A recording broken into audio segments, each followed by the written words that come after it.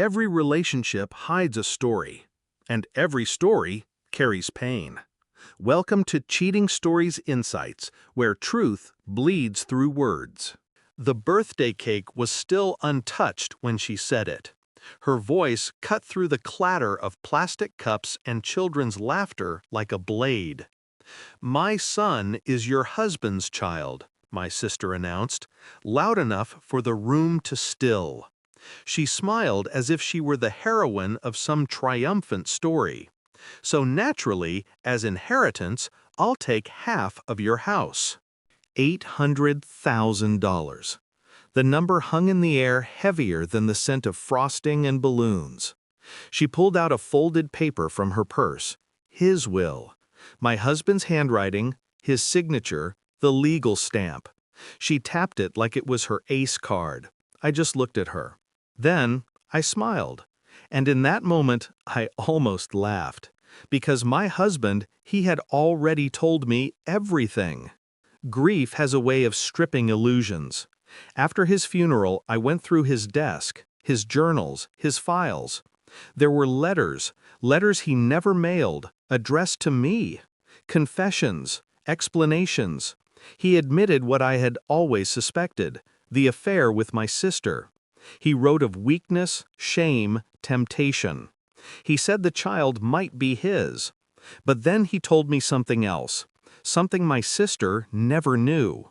The estate wasn't in his name anymore. 2 years before his death, at his insistence, the house and every cent we had were transferred into a trust, my name only. His will was nothing but a shadow, an old draft, voided by the quiet moves of a man trying to repair the damage he couldn't undo in life. She had walked into this party with her dagger, not realizing it was made of paper. Still, I didn't confront her, not then. I let her bask, let her parade her smug little revelation in front of relatives, letting whispers bloom like weeds. Some looked at me with pity, others with the satisfaction of gossip. Inside, I was ice, because I already knew the truth, and patience is the sharpest weapon. That night, I opened a folder of documents. Trust agreements, notarized transfers, bank records. I had even spoken to the attorney who managed the trust. Ironclad. Untouchable. But I didn't rush. Revenge is ruined if served too warm. In the following days, she tried to press harder. Calls, messages, even a visit at my doorstep. She carried the will like a trophy, her voice dripping with practiced righteousness. "You know it's only fair," she said. "Half is mine. My son deserves it." I nodded, feigned weariness, let her believe she was winning. I even asked harmless questions like, "Do you really think the court will agree?" Her smirk grew bolder with each encounter. She thought my silence meant surrender, but inside I could already hear the sound of her fall. The reveal came quietly. 1 week later, I invited her over. She arrived dressed for victory, clutching the will. I placed a folder on the table, smooth black leather. She eyed it suspiciously, but her arrogance wouldn't let her resist. Without a word, I slid it across. Inside, the trust documents. His signed transfer of property. The notarized seal. My sole ownership. Her lips moved, but no sound came out. Her smirk faltered, then collapsed altogether. Finally, I broke my silence. "You thought you were clever," I said softly, "but you've been waving a dead document at me, demanding something that was never yours. Not his, not yours, not ever." Her face drained of color. The confrontation was deliciously quiet. No shouting, no chaos, just her trembling hands, her shallow breaths, her eyes darting across signatures she couldn't deny.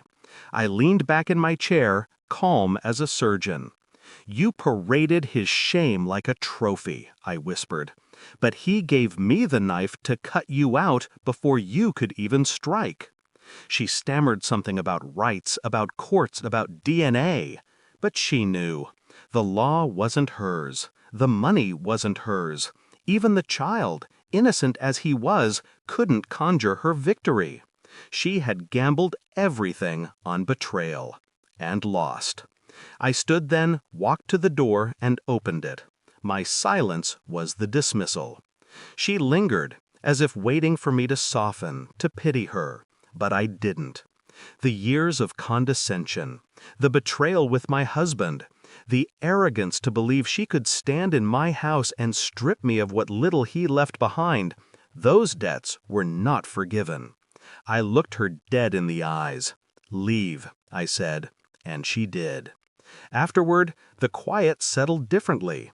Not heavy, not suffocating, but clear. For the first time since his funeral, I felt something close to control. Yes, my husband betrayed me. Yes, my sister tried to carve a piece of me for herself. But both of them underestimated the one thing that kept me standing through grief and humiliation. I do not break. I do not beg. I wait. And when I strike, it is final. Weeks later, I still see her face sometimes. Shocked, broken, stripped of her performance. She hasn't spoken to me since. Word spread in the family, though no one says it aloud. They know she lost. They know I walked away untouched. And when I close my eyes at night, I hear the echo of my own laughter. The laughter I held back at that party. Because my husband's will may have belonged to her, but his truth, his last desperate act to protect me, that belonged to me, and it always will.